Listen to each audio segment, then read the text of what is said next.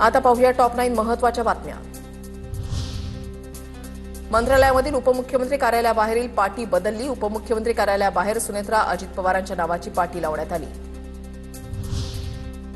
बारामती दूध संघाचे नाव सहकार महर्षी अजितदादा पवार असणार। बारामती दूध संघाचा मोठा निर्णय, संचालक संजय देवकाते यांची माहिती।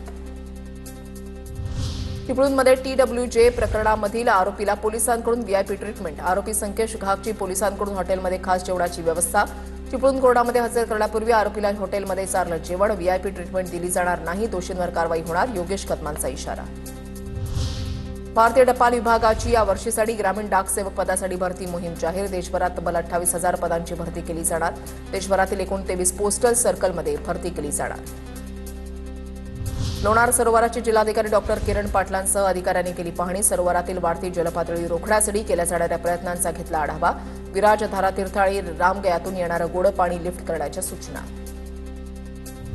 जालन्यामध्ये अतिवृष्टी अनुदान घोटाळ्याप्रकरणी 2 तलाठ्यांसह 2 एजंट जेरबंद। जालना आर्थिक गुन्हे शाखेची कारवाई। आतापर्यंत अतिवृष्टी अनुदान वाटप घोटाळ्याप्रकरणी 31 आरोपी अटक।